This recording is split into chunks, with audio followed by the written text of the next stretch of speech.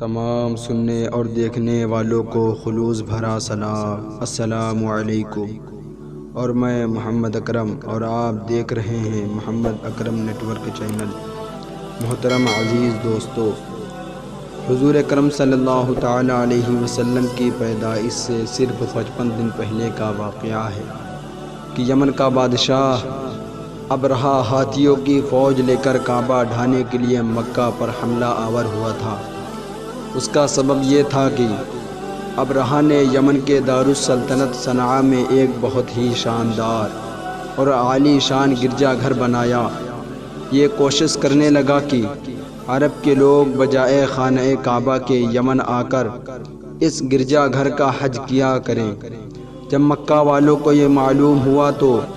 قبیلہ کنانہ کا ایک شخص غزو غضب میں جل بھن کر یمن گیا اور وہاں کے گرجا گھر میں پاخانہ پھر کر اس کو نجاست سے لت پت کر دیا۔ جب ابرہہ نے یہ واقعہ سنا تو وہ طیش میں آپے سے باہر ہو گیا اور خانہ کعبہ کو ڈھانے کے لیے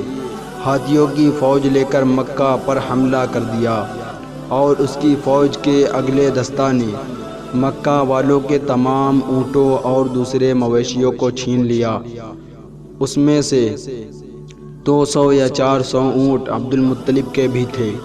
عبد المطلب کو اس واقعے سے بڑا رنج پہنچا، چنانچہ آپ اس معاملے میں گفتگو کرنے کے لیے اس کے لشکر میں تشریف لے گئے۔ جب ابرہہ کو معلوم ہوا کہ قریش کا سردار اس سے ملاقات کرنے کے لیے آیا ہے تو اس نے آپ کو اپنے خیمے میں بلایا، اور جب عبد المطلب کو دیکھا کہ ایک بلند قامت، رعب دار اور نہایت ہی حسین و جمیل آدمی ہیں جن کی پیشانی پر نور نبوت کا جاہ و جلال چمک رہا ہے، تو صورت دیکھتے ہی ابرہہ مرعوب ہو گیا اور بے اختیار تخت شاہی سے اتر کر آپ کی تعظیم و تکریم کے لیے کھڑا ہو گیا اور اپنے برابر بٹھا کر دریافت کیا کہ کہیے سردار قریش، یہاں آپ کی تشریف آوری کا کیا مقصد ہے؟ عبد المطلب نے جواب دیا کہ ہمارے اونٹ اور بکریاں وغیرہ جو آپ کے لشکر کے سپاہی ہاک لائے ہیں، آپ ان سب مویشیوں کو ہمارے سپرد کر دیجئے۔ یہ سن کر ابرہہ نے کہا کہ اے سردار قریش، میں تو یہ سمجھتا تھا کہ آپ بہت ہی حوصلہ مند اور شاندار آدمی ہیں، مگر آپ نے مجھ سے اپنے اونٹوں کا سوال کر کے میری نظروں میں اپنا وقار کم کر دیا۔ اونٹ اور بکری کی حقیقت ہی کیا ہے؟ میں تو آپ کے کعبہ کو توڑ پھوڑ کر برباد کرنے کے لیے آیا ہوں، آپ نے اس کے بارے میں کوئی گفتگو ہی نہیں کی۔ عبد المطلب نے کہا کہ مجھے تو اپنے اونٹوں سے مطلب ہے، کعبہ میرا گھر نہیں ہے بلکہ وہ خدا کا گھر ہے، وہ خود اپنے گھر کو بچا لے گا، مجھے کعبہ کی ذرا بھی فکر نہیں ہے۔ یہ سن کر ابرہہ اپنے فرعونی لہجے میں کہنے لگا کہ اے سردار مکہ، سن لیجئے، میں کعبہ کو ڈھا کر اس کی اینٹ سے اینٹ بجا دوں گا اور روئے زمین سے اس کا نام و نشان مٹا دوں گا، کیونکہ مکہ والوں نے میرے گرجا گھر کی بڑی بے حرمتی کی ہے، اس لیے میں اس کا انتقام لینے کے لیے کعبہ کو مسمار کر دینا ضروری سمجھتا ہوں۔ عبد المطلب نے فرمایا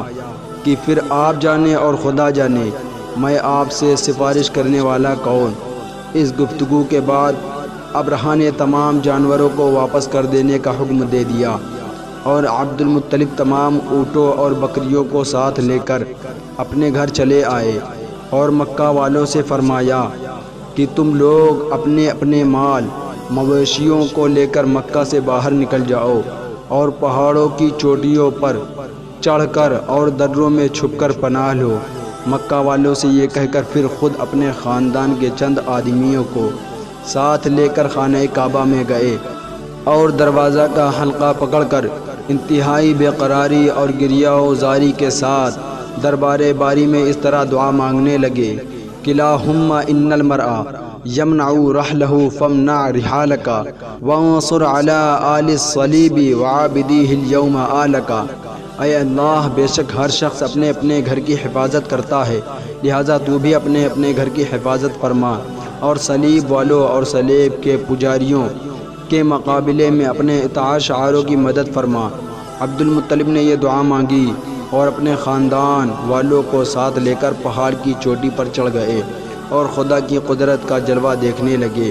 ابرہہ جب صبح کو کعبہ ڈھانے کے لیے اپنے لشکر جرار اور ہاتھیوں کی قطار کے ساتھ آگے بڑھا اور مقام مغمس میں پہنچا تو خود اس کا ہاتھی جس کا نام محمود تھا ایک دم بیٹھ گیا،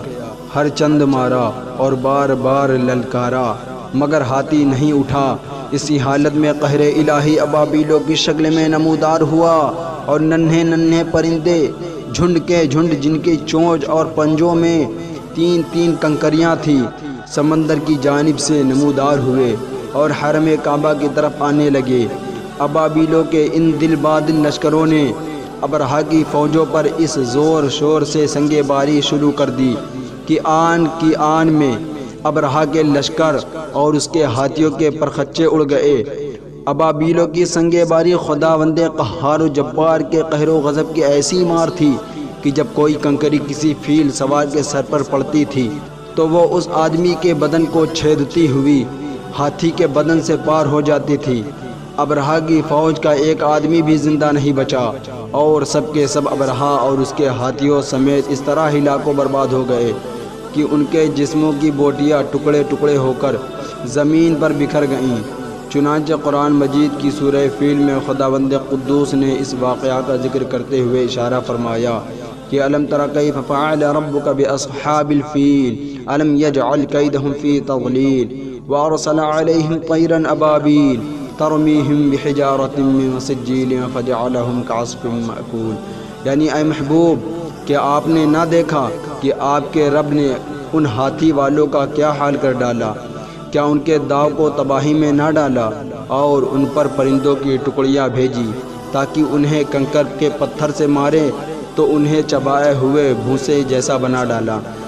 جب ابرہہ اور اس کے لشکر کا یہ انجام ہوا تو عبد المطلب پہاڑ سے نیچے اترے اور خدا کا شکر ادا کیا۔ ان کی اس کرامت کا دور دور تک چرچا ہو گیا اور تمام اہل عرب ان کو ایک خدا رسیدہ بزرگ کی حیثیت سے قابل احترام دیکھنے لگے۔ محترم دوستو، امید کرتا ہوں کہ ویڈیو آپ دوستوں کو پسند آئی ہوگی۔ ویڈیو پسند آ جائے تو لائک اور شیئر ضرور کر دیجیے گا اور آنے والی ویڈیو کے لیے ہمارے چینل محمد اکرم کو سبسکرائب کر دیں تاکہ آنے والی ہر نئی ویڈیو سب سے پہلے آپ تک پہنچے۔ ملتے ہیں اگلی ویڈیو کے ساتھ۔ خدا حافظ۔